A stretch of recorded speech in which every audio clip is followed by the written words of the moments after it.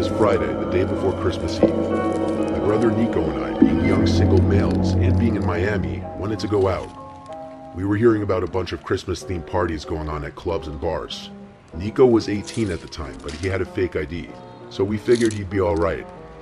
We went to this one club on Miami Beach that was having a Christmas-themed event. Mostly everyone online was wearing Santa hats, so it felt festive. But it was all a waste of time because at the front of the line, the bouncer not only told us it would be $100 to get in, but he also called Nico out on his fake ID. So we tried a bar not too far away, and we got into this one. There were some people wearing Santa hats here too.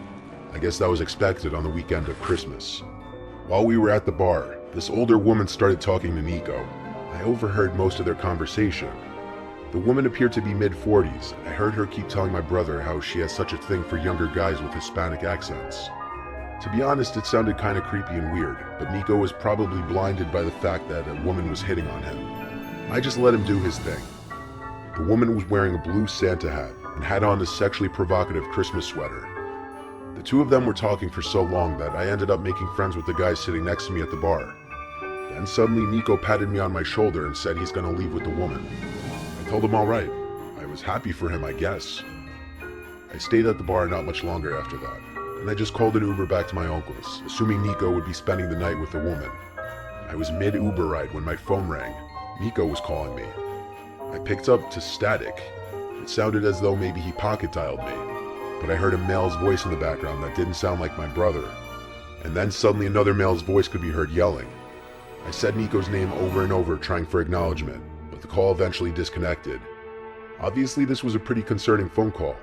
I was under the impression he was alone with a woman. I tried calling him like 10 times, and finally someone picked up. But it wasn't Nico. It was the voice of some older man with an extremely deep voice. I asked who this was. He said he found this phone on the sidewalk. I asked him if he could drop the phone off at my uncle's place or if he could meet me somewhere. He didn't answer that. I just heard talking in the background, and then I heard screaming. It was Nico's voice in the background, screaming my name, screaming help. Then the call disconnected. I asked the Uber driver to pull over, as I was freaking out trying to call anyone in my family. It was late, no one was picking up. I explained the situation to the driver, and he advised I call the police immediately. That's what I did. The police came to my uncle's place, where I woke my family up, informing them that Nico was in trouble. I had to give my best description of the woman's appearance from the bar and what time he left the bar. Then my dad and I, along with the police, went to the bar that we were at, and it was then that I got a phone call from a random number. It was Nico. He was out of breath, gasping into the phone, explaining that he was kidnapped and barely escaped. He was currently using a stranger's phone.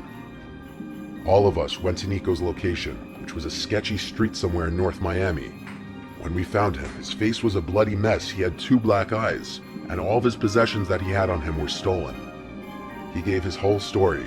He left with the woman who claimed to have called an Uber or Lyft. When the alleged ride arrived at their pickup point, which was in some quiet back alley area, Nico found out once inside the car that it wasn't in fact an Uber. It was a trap. There were 2 men in the car who immediately held him down and threatened to shoot him if he didn't keep quiet. They started to drive for a while, and during this time, one of the men called my number and they threatened to harm him if he yelled out anything, which he did, and that explained the bloody face and black eyes. They broke his phone, took his wallet, keys, and whatever else was on him.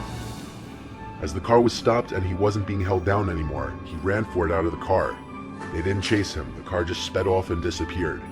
He said he believed they were going to kill him and dump his body somewhere if he didn't run. Police apparently were never able to identify the woman who appeared in the video footage from the bar.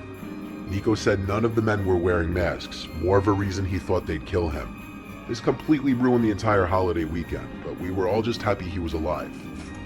On Christmas night, we were all awoken to Nico's screams in the middle of the night. He was screaming, "She's in the house." I woke him up from whatever nightmare he was having. I have to say though, him screaming "she's in the house" made me think back to her creepy smile, and made me sleep with one eye open that night.